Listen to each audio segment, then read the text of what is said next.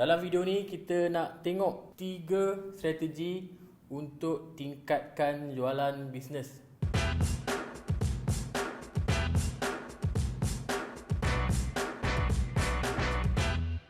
Tiga strategi untuk tingkatkan bisnes kita.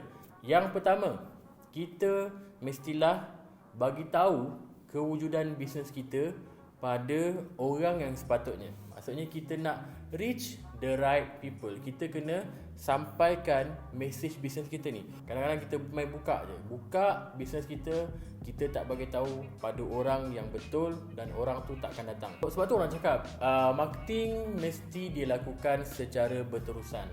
Kita jangan tunggu. Ada orang dia buat bisnes, tak kisahlah bisnes online ataupun offline, dia mengamalkan prinsip berdoa, tunggu orang datang dan dia pelik kenapa orang tak beli. Kita boleh guna banting yang kita letak, kita boleh guna banner, kita boleh guna iklan Facebook, kita boleh buat upah orang untuk buat posting, beritahu pasal bisnes kita, macam-macam cara yang kita boleh buat. Ada audience BRC ni lah yang buka kedai tapi dia mengadu, tak ada orang datang. Dan bila kita buat sikit kajian, kita tanya orang yang ada dekat keliling bisnes itu, orang yang berada dekat keliling bisnes dia tu pun tak tahu tentang kewujudan bisnes dia. Maksudnya dia tak reach the right people lah. So that's why kalau kita tengok bisnes-bisnes yang even yang dah terkenal pun, macam selalu kita cakap lah, KFC, McD masih lagi melakukan marketing, buat marketing untuk sampaikan mesej dia pada orang yang sepatutnya. Dia nak reach the right people dan dia kena sentiasa buat benda tu. So maksudnya kita yang orang lagi tak kenal, orang tak pernah dengar pasal bisnes kita yang baru buka, ini tak kisah online ataupun offline. Kalau kita tak buat marketing, kita tak reach the right people, kita tak dapatkan orang yang sepatutnya tahu pasal bisnes kita. Saya ambil contoh lah, katakanlah kita buat perbandingan kedai Dobi A dan kedai Dobi B. Kedai Dobi A ni dia buka je. Dia buka dan dia tunggu, mengharapkan orang lalu lalang, trafik lalu lalang tahu. Okey, nampak A tadi dia buka je. Yang B pula dia buat jelajah tak? Dia buat tour pergi kawasan sekitar, mungkin 1 kilometer. 1 kilometer pun sebenarnya banyak dah. 1 kilometer radius kan, 1 kilometer radius pun dah banyak rumah-rumah. Pergi rumah ke rumah, pergi yang dekat dulu. Saya daripada kedai Dobi B, kita baru buka. So just nak jemput je lah. Kalau tuan-puan selalu pergi ke kedai Dobi, kita nak jemput datang ke kedai Dobi B untuk cuba. Dari situ pun kita dah boleh tengok logiknya. Kedai Dobi A dengan kedai Dobi B, mana yang lebih banyak ataupun mana yang lebih berkesan daripada segi orang tahu kewujudan dia? So mestilah kedai Dobi B, sebab dia memang proactively bagi tahu. Benda ni straightforward. Kita nak orang tahu pasal bisnes kita, kita buat apa? Kita bagi tahulah. Kan benda tu sangat straightforward lah. Okey? Tapi dia tak cukup. Okey? Sebab itu strategi yang pertama. Dia dekat tempat yang pertama. Strategi yang kedua, kita mesti dengan orang yang kita dah reach tadi tu, orang yang kita dah sampaikan mesej tadi tu, kita mesti bagi sebab untuk dia datang. Okey, yang pertama tadi reach the right people, yang kedua get them to come. Buatkan mereka datang. Bagi sebab, bagi orang kata bagi reason, bagi alasan, bagi excuse untuk mereka datang. So kalau macam kita tengok contoh tadi, kedai Dobi B tadi, dia dah bagus lah. Dia bagus, dia pergi rumah ke rumah dan dia bagi tahu pada penduduk dekat kawasan sekitar, di rumah-rumah sekitar, saya dah buka kedai Dobi. Tapi cukup tak benda tu? Dia tak cukup, sebab dia kena bagi sebab kenapa orang kena datang. So mungkin dia boleh bagi sebab, contoh just nak bagi tuan-puan cuba perkhidmatan Dobi di kedai saya ni, kedai Dobi B. Mungkin kita boleh buat macam pembukaan sebulan ni ada promotion. Ataupun kita cakap untuk kali pertama tuan-puan datang daftar sebagai members kepada kedai Dobi B ni, tuan-puan akan dapat sekian. So ada sebab kenapa orang kena datang. Okay, itu sebab yang kita bagi dari sudut promosi lah, promosi ataupun potongan harga ataupun diskaun. Boleh bagi sebab lain. Contohnya macam teknologi yang bagus. Apa USP? USP ni penting. USP ni dia menjawab soalan, aku dah biasa pergi kedai Adobe lain, kenapa aku kena pergi kedai Adobe kau ni? USP ni kalau dalam buku teks nama dia Unique Selling Proposition. Ada orang panggil Unique Selling Point. Tak kisah mana-mana, dua-dua tu sama. Yang penting dia membawa maksud ataupun dia menjawab soalan, kenapa aku kena datang dekat bisnes kau ni? Kenapa aku kena beli dari kau? Aku selalu beli kedai kasut lain, kenapa aku nak kena beli kedai kasut kau? Aku selalu beli dekat Shopee, dekat peniaga sekian-sekian, kenapa aku kena beli dekat kau sekarang? Aku selalu pergi kedai Adobe Ahmad, kenapa aku kena pergi kedai Adobe kau sekarang? So USP adalah kenapa kita ataupun kenapa kita punya pelanggan kena datang bisnes kita. Kita kena faham, manusia ni dia bertindak atas insentif. Manusia ni bertindak atas ada sebab kenapa dia nak bertindak. So apa sebab dia nak datang? Apa pull factor? Apa pull factor yang menarik dia untuk datang ke bisnes kita tu? Daripada dia bukannya sekadar dengan persaingan tau. Maksudnya dia tak datang kedai Adobe kita, satu mungkin sebab dia pergi kedai Adobe lain. Tapi mungkin dia tak datang kedai Adobe sebab memang dia tak pernah datang kedai Adobe. So kita hanya bukan bersaing dengan pesaing, kita juga bersaing dengan non-action. Maksudnya orang tu tak bertindak pun. Kalau kita jual kasut atau kita jual service tuition atau kita jual apa-apa sekalipun, saingan bukan sekadar orang yang jual sama benda dengan kita. Tapi saingan juga kita bersaing dengan ketiadaan tindakan tu, non-action. Maksudnya dia tak pernah buat benda tu. Lagi-lagi kalau kita jual satu benda yang mungkin orang tak berapa perlukan. Dia benda yang mungkin orang tu perlu tapi dia tak pernah bertindak ke arah tu. Beberapa kesilapan Kesilapan kalau kita ni bagi tahu pada pelanggan. Yang pertama tadi kan kita cakap, strategi pertama tadi kita mesti reach the right people. Kita sampaikan mesej kita, kita bagi tahu orang yang kita tuju. Tapi silap kita ialah bila kita buat marketing sekadar macam kita buat pengumuman. Pengumuman ni maksudnya apa? Kedai Adobe dibuka sekarang. Kedai Adobe A sekarang dibuka di sekian-sekian. Ataupun tak kisahlah apa-apa saja yang kita buat, kini dibuka. Selalu orang buat iklan macam tu. Even kalau yang buat banting ke, buat banner ke, kini dibuka. Sekadar satu pengumuman tanpa bagi sebab kenapa orang nak kena datang bisnes kita. So dia hanyalah satu maklumat benda tu. Kalau kita bagi pengumuman, ia hanyalah satu maklumat. Maklumat yang okey lah, fine, kau buka, so what? Dia akan so what lah, tapi dia tak tanya kat kita so what tu. Kalau dia tanya kat kita so what, kita boleh jawab lah, so bolehlah datang sebab kita ada promosi sekian-sekian. Tapi dia tak tanya pun benda tu, so what tu. Kita yang kena tanyakan dulu siap-siap so what, dan kita kena jawab kenapa dia kena datang. So get them to come, bagi dia reason untuk dia datang. Okay, saya suka bagi contoh ni. Bayangkan coconut shake. Tadi kita cerita pasal kedai Adobe, ini kita cerita pasal coconut shake. Dua kedai coconut shake. Okay, yang pertama ni macam biasalah A. A ni dia tak ada signboard, tegak-tegak je dia ada dekat tepi jalan. Dan jalan tu sesak. Kalau sesak, jalan tu banyak kereta, so trafik banyak. Bukan food traffic lah, car traffic lah kan. Trafik yang lalu tu banyak, so ramai orang. Tapi disebabkan dia tak ada signboard, orang pun macam tak sure dia jual apa. Lagi-lagi kalau dia tak ada apa tu, dia punya kelapa tu lah kan, orang tak tahu dia jual apa. So ada kedai, tapi even orang yang haus pun kalau lalu depan kedai dia, tak tahu dia jual apa, orang tak akan berhenti. So tak ada signboard. Kalau tahu pun dia jual apa, nampak kelapa tapi dah terlepas, tak sempat nak berhenti sebab kereta pun banyak kat belakang, tak boleh nak berhenti.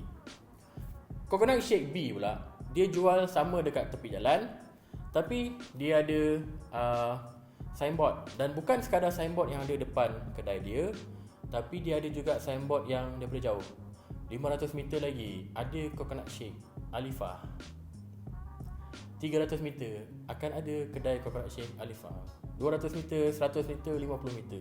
So orang yang daripada tadi macam Mungkin mula nampak 1 kilometer ada coconut shake, tak apalah. Lepas tu mungkin dia boleh tergerak tanya dekat orang sebelah dia ataupun orang dalam kereta, nak coconut shake tak? Macam best je.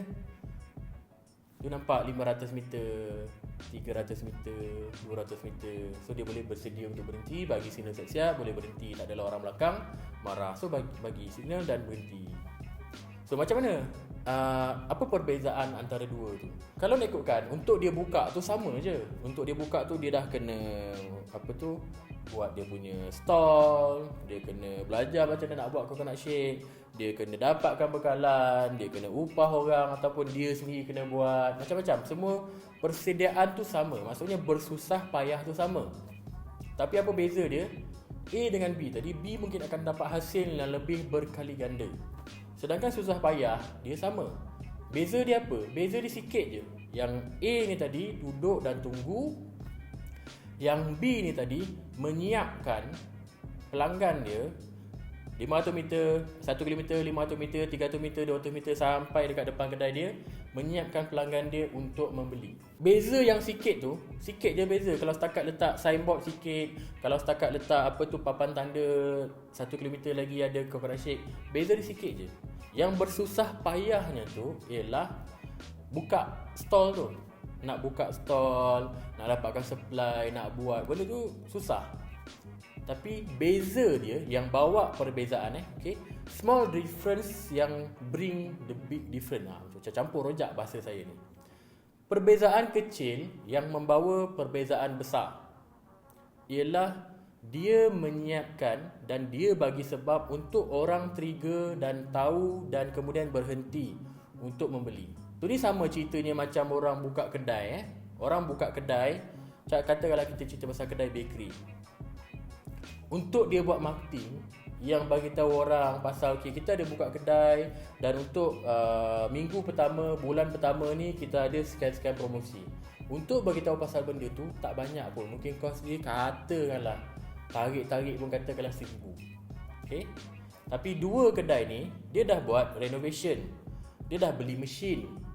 Dia dah hire kedai, dia dah hire orang, dia dah sign lease kat kedai mungkin setahun, 2 tahun, bayar 3+1, renovate, beli equipment, semua macam-macam lah. Mungkin dia dah habis, katakanlah dah habis 100,000 So dua-dua kedai ni, kedai bakery A dengan B, dua-dua dah habis 100,000. Yang A ni ni lah A. A ni Tunggu tak buat apa-apa, mengharapkan orang tahu dah orang datang. Orang lalu, orang datang. Yang B ni, dua-dua ni dah spend 100,000 Susah payah dia dah sama. Yang B, dia sekadar tambah sikit, tambah 1,000 untuk bajet marketing. Bagi tahu orang, hire budak-budak, bagi flyers, pergi rumah ke rumah, bagi tahu dekat kawasan situ, selit flyers dekat kedai-kedai, dekat kereta yang pergi kedai-kedai keliling-keliling dia. Bagi tahu ada promotion sekian-sekian. So beza dia hanyalah berapa tu? 1,000. 1% je beza dia. 1,000 daripada 100,000. So benda ni dia macam dia defy logik lah, sebab manusia ni secara macam mana? Kita ni emosi, kita ni tak logik. So bila kita boleh tackle tak logik manusia tu, emosi manusia ni, kita akan dapat disproportional result. Maksudnya result yang dia tak berkadaran pun. Macam tadi dua-dua dah spend 100,000. Kemudian yang ni spend tambah 1,000 je untuk memikat hati pelanggan-pelanggan baru untuk datang ke kedai dia. Beza dia hanya 1,000 tu je. Sedangkan dua-dua dah keluar 100,000 untuk 100,000 tu memang sikit untuk renovate, sewa kedai, beli equipment, katakanlah 100,000 Sikit je beza dia tapi membawa hasil yang besar. So ini benda-benda yang kadang kita terlepas pandang. Kita tak bagi tahu orang kenapa dia kena datang. Dan satu lagi contoh yang saya suka bagi tahu juga. Katakan kita pergi ke food court Kita pergi food court, ada banyak kedai. Kedai ada banyak. Kadang-kadang the reason kenapa kita pergi satu-satu kedai tu bukannya sebab makanan sangat, sebab kita belum test lagi makanan dia. Kadang ada 2-3 kedai yang jual benda yang sama. Tapi kita tengok beza. Yang satu ni dia letak makanan cantik, dia ada macam display dekat depan kedai dia, dia ada gambar, ada harga. So dia jelas tau. So dia jelas memberi sebab untuk orang datang. Yang satu lagi tu mungkin tak adalah benda-benda semua, gambar pun tak ada, just tulis je nasi lemak ayam goreng. Kita tak tahu sedap tak sedap. Takkanlah orang nak kena pergi tanya kan, mana boleh tengok tak. So yang tadi tu display. Dan yang tak display tu pula dia punya pekerja dia duk sibuk main phone. Kita lalu dia macam malas-malas dia nak tegur kita. Yang tadi tu dah lah ada sampel. Dia punya pekerja rajin panggil kita. So beza dia sikit je bang. Sikit je beza dia. Tapi itulah yang bawa beza hasil yang besar. Daripada kerja yang BRC buat dengan klien-klien, kita nampak macam benda kita buat tu sikit sangat. Sikit tapi kita push in the right direction lah. Macam tadi kedai Dobi yang saya bagi contoh tadi, coconut shake tadi, food court tadi, apa nama tadi, kedai bakery tadi. Kita beza yang kita buat tu sikit je. Untuk klien-klien BRC yang dah pernah join kita punya old school 5X tu, kadang-kadang kita rasa tak logik pun. Apa benda yang kita bagi tu, perubahan yang kita bagi tu, dengan hasil yang dapat tu rasa macam tak logik. Sebab apa? Sebab manusia ni memang tak logik pun. Kita kena memahami psikologi manusia, emosi manusia, macam mana manusia ni membuat pilihan. Kita pun sendiri sebagai pengguna, kita pun sebenarnya tahu. Ataupun mungkin kadang kita tak sedar, kita just buat je. Kita tak pernah access apa yang berlaku dalam kepala otak kita. Kenapa kita pergi kedai A, kita tak pergi kedai B. Dan manusia ni dia ada habit dia. Dan untuk kita ubah tindakan dia, kita nak dia datang kedai kita. Sebelum ni tak nak datang kedai kita, sebelum ni dia tak nak membeli daripada kita secara online ke, secara offline ke. Kita kena faham macam mana manusia ni buat tindakan. Dan kalau kita faham macam mana manusia ni buat tindakan, dengan hanya sikit perubahan macam tadi, boleh bagi hasil yang besar. Strategi yang ketiga ialah bila dia dah datang, kita bagi sebab untuk dia datang sama ada datang ni maksudnya sama ada dia datang physically ke kedai, ataupun dia menghubungi kita, ataupun dia datang ke kedai online kita. Datang kita punya online shop. Kita strategi ketiga ni, bila dia datang baru kita boleh close dia. Sama ada dia contact kita melalui WhatsApp, ataupun dia datang ke kedai, ataupun dia datang ke website kita, kita boleh close, get them to spend and get them to spend more. So kita close dan juga kita upsell. Orang dah datang, apa yang kita boleh buat pada dia supaya dia spend dan dia spend lebih lagi. So selalu kita tengok kalau berlaku dekat kedai lah kan. Katakan kita ambil contoh bakery tadi. Orang dah datang, belilah 1-2 pastry yang kecil kan. So apa yang selalu berlaku, ataupun kalau sepatutnya berlaku lah, kalau tak berlaku dekat tempat yang kita pergi, kalau tak berlaku dekat bakery yang kita pergi, maksudnya dia ada lost something lah. So dia pergi, kita pergi dan dia akan offer. Contoh kita ambil 3 contoh. Oh hari ni kalau beli 2 yang ni dapat sekian-sekian harga. So kita selalu tengok benda ni berlaku, terutamanya dekat kedai-kedai yang besar, yang banyak cawangan lah. Kita boleh bayangkan orang yang banyak cawangan ni, contoh macam Secret Recipe ke, ataupun Baker's Cottage ke. Baker's Cottage kalau kita tengok sekarang ni masa PKP kedai banyak tutup. Baker's Cottage masa PKP dan lepas PKP ni dia makin banyak buka. Sebab apa? Sebab dia bagi sebab untuk orang datang. Dia bagi ayam bakar tu berapa ringgit lah Baker's Cottage tu? Baker's Cottage punya ayam tu yang dia bagi promo tu sekarang 19. Hari tu? Hari tu RM10.90. So ramai orang beratur. Yang saya tahulah dekat kawasan-kawasan sekitar saya ni, dekat rumah saya ni ada satu baru buka. Bila saya balik rumah abang mentua saya ada satu buka Baker's Cottage.